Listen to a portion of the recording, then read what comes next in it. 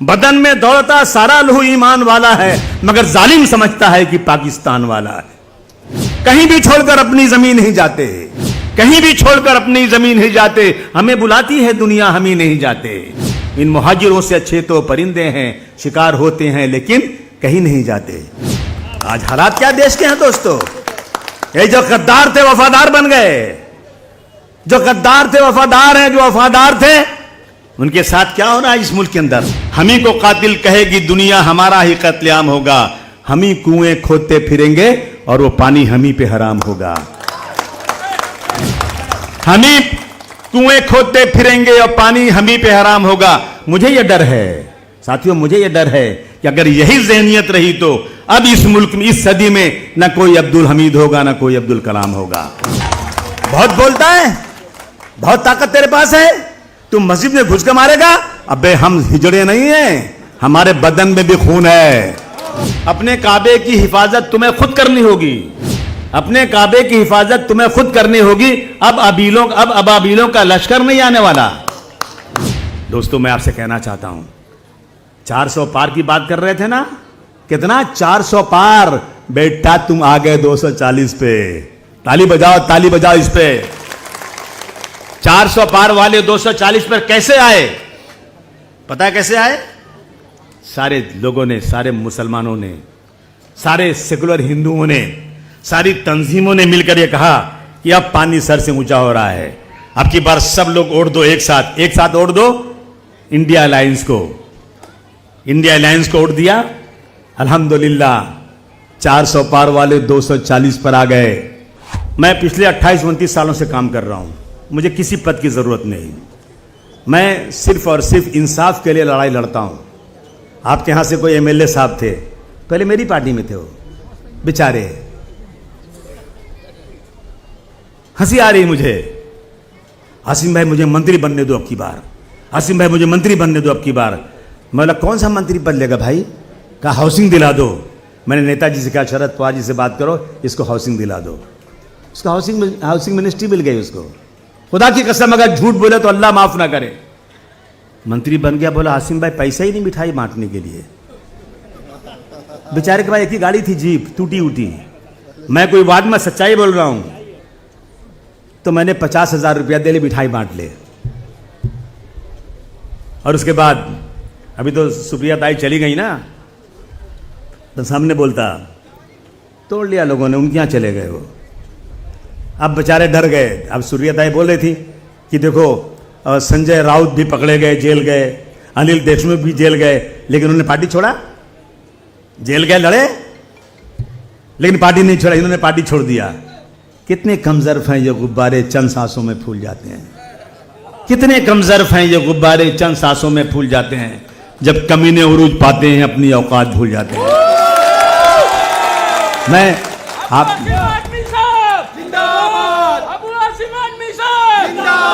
बोल अबू आसिम हल्ला बोल, हल्ला बोल, हल्ला बोल, बेईमानों पे हल्ला बोल, हल्ला बोल, हल्ला बोल, गद्दारों पे हल्ला बोल, हल्ला बोल, हल्ला बोल, और जोर से ऊंचा बोल, हल्ला बोल, हल्ला बोल।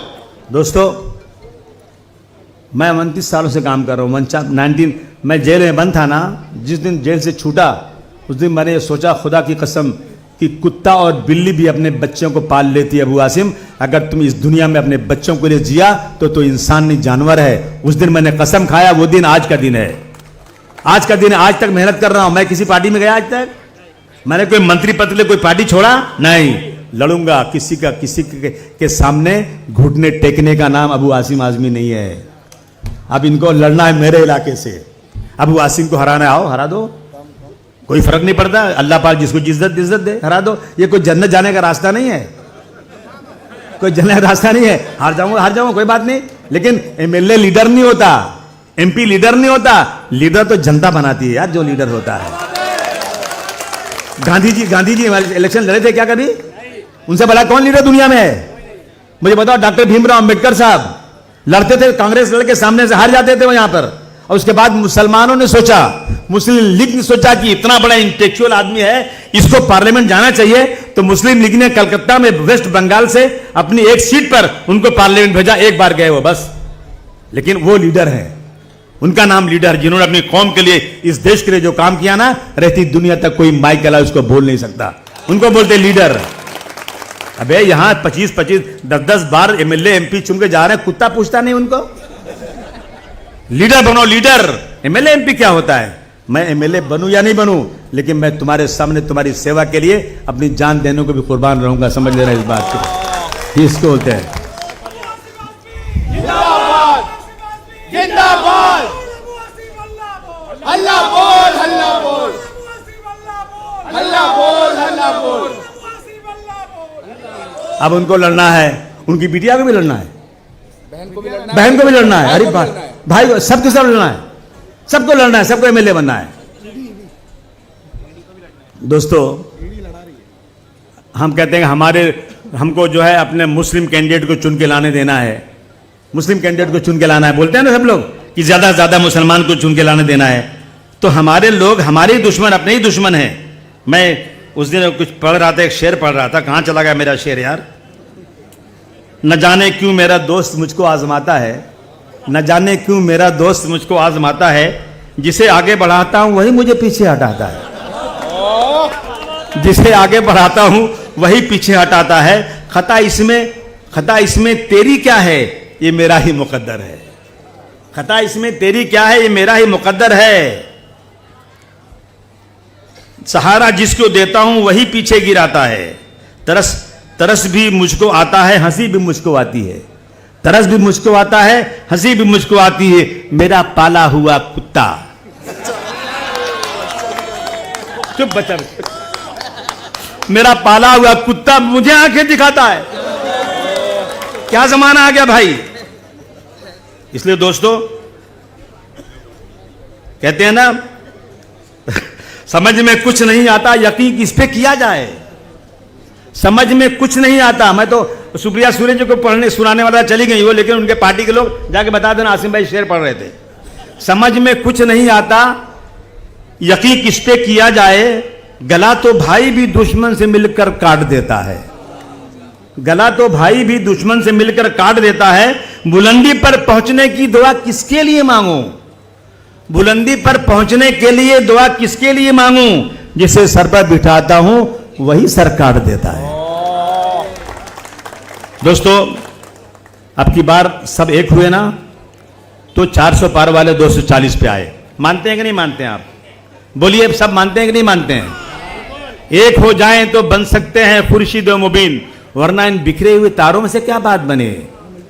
उस कौम को जिसमें सुबह से शाम तक 5 बाजार होती है, और मौलाना साहब कहते हैं मस्जिद में ये कंधे से कंधा मिलाकर खड़े। मैं भाई कंधे से कंधा क्यों मिलाऊं? कहें एकता के लिए। सुबह जाओगे फजर की नमाज में ना, तो मस्जिद में पढ़ना। अगर घर में पढ़ते हो ना, हुजूर सल्लल्लाहु अलैहि वसल्लम कहते हैं कि मेरा दिल होता है कि मैं घरों को जला दूं, मस्जिद में पढ़ने आओ। क्यों? मस्जिद में पढ़, मेरे घर में भी जगह पढ़ने की, वहां क्यों नहीं पढ़ूं? इसलिए कि सब आएंगे, मुलाकात होगी। कोई एक भाई नहीं आएगा ना, तो मालूम पड़ेगा क्यों नहीं आया, पूछना उससे, जाकर उसके घर पे हाल चाल पूछना, कहीं बीमार तो नहीं है, कोई तकलीफ तो नहीं है। इसीलिए ना, इसीलिए कहा गया है इज्तिमाइयत। अगर हम लोग एक हो जाएं, हम एक होकर के किसी मुस्लिम पार्टी बनाने की बात नहीं कर रहे हैं। हमने किसको वोट दिया? हमने दिया उद्धव ठाकरे को वोट। किसको दिया? बाला साहब ठाकरे के लड़के को वोट दिया। क्यों दिया? कि बीजेपी को हराना था हम लोगों को अब की बार। और आपने माशाअल्लाह शिवसेना के उम्मीदवार को, अनिल जी को यहां से चुन कर दिया। मैं तालियां बजाकर स्वागत करना चाहता हूं आप लोगों का।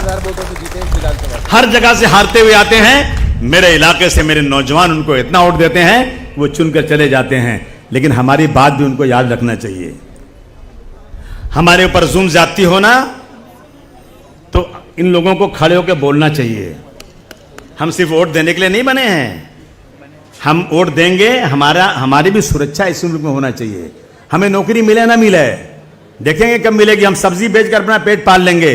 लेकिन मेरे दुनिया में जितने लोग हैं एहतराम के काबिल, दुनिया में जितने लोग हैं एहतराम के काबिल, मैं सबको मानता हूं, मगर मुस्तफा के बाद। मेरे लिए मर जाने का मकाम है कि मैं अपने जीते जी अपने कानों से सरवर आलम हुजूर सल्लल्लाहु अलैहि वसल्लम के बारे में तौहीनी अल्फाज सुनूं। हो रहा है इस मुल्क के अंदर, मैं कुछ नहीं कर सकता हूं। मैं गवर्नमेंट से मैं कहना चाहता हूं हंडोरे साहब से गुजारिश करना चाहता हूं कि आप सत्ता में आएंगे, अब की बात सत्ता में आने के बाद मुसलमानों को नौकरी मत देना। नहीं चाहिए हमके सड़क बने ना बने, लेकिन एक कानून जरूर बनवा देना। अगर हुजूर सल्लल्लाहु अलैहि वसल्लम के खिलाफ, कुरान शरीफ के खिलाफ, मस्जिदों के खिलाफ, शरीयत के खिलाफ किसी ने बोला तो उसको टेररिज्म के कानून में 10 साल बंद करो, साले की जमानत ना होने पाए। अरे बोल अबू आसिफ अल्लाह बोल, अल्लाह बोल, अल्लाह बोल, बोल अबू आसिफ अल्लाह बोल, अल्लाह बोल, अल्लाह। जो सरकार निकम्मी है वो सरकार बदलनी है, जो सरकार निकम्मी है वो सरकार बदलनी है। कितना बर्दाश्त करेंगे हम?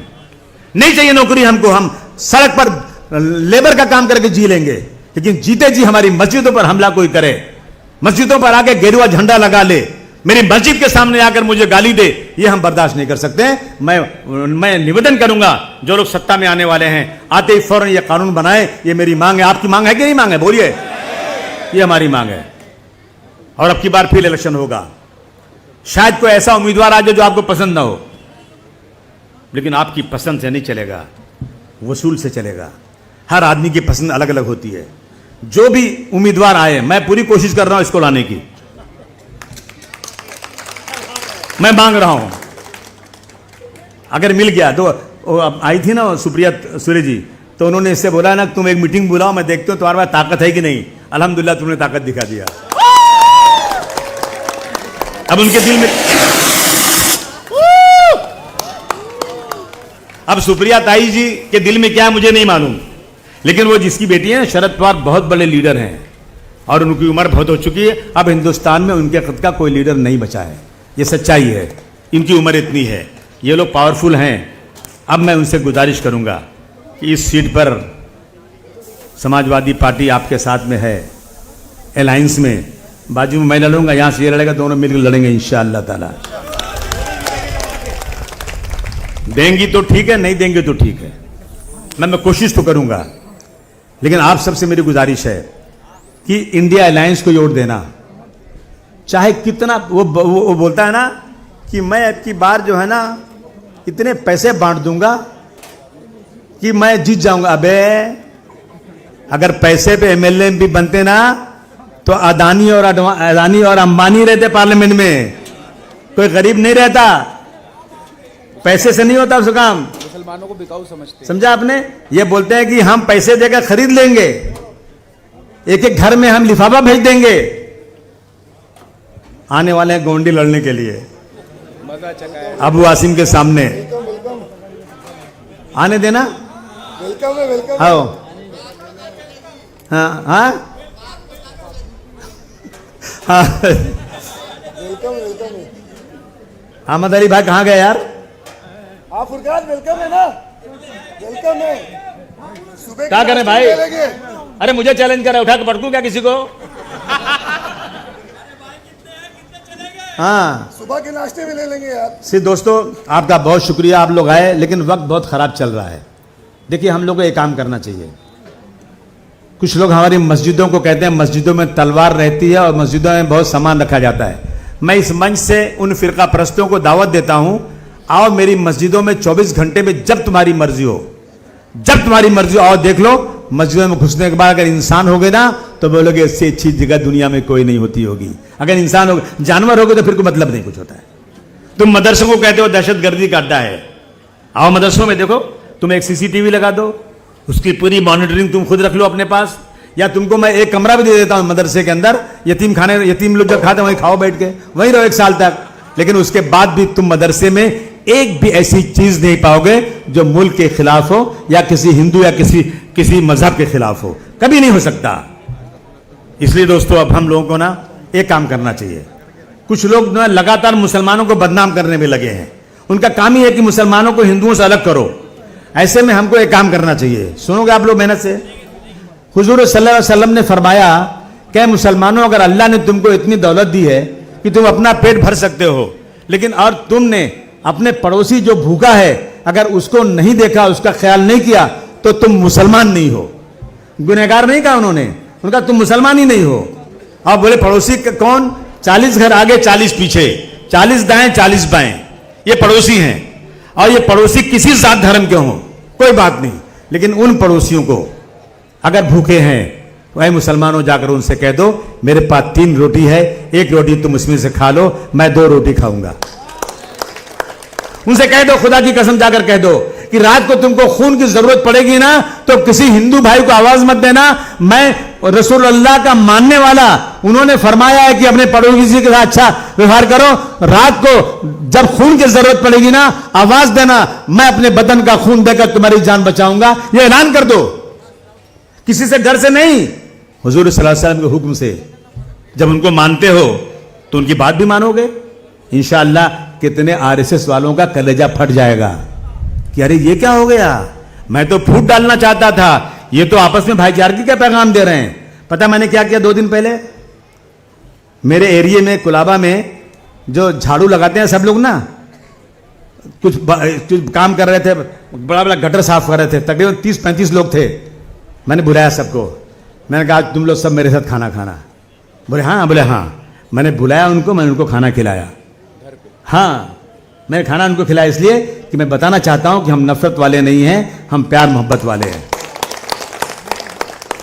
आप आए, आपने बातें सुनी और तैयार रहिएगा, चाहे आपका सगा भाई भी कोई खड़ा हो जाए किसी और पार्टी से, एक वोट से जीत भी होती है, एक वोट से हार भी होती है।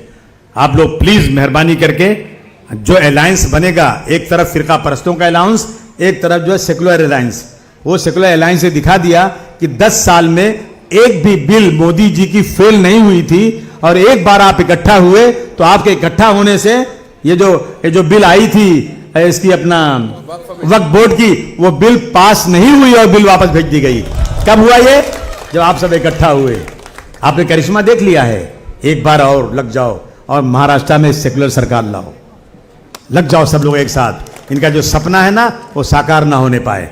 एक बात की बार, एक वोट, और वोट दिलवाइएगा, अभी भी टाइम है। जिसका वोटर लिस्ट में नाम नहीं डलवा दो प्लीज मेहरबानी करके।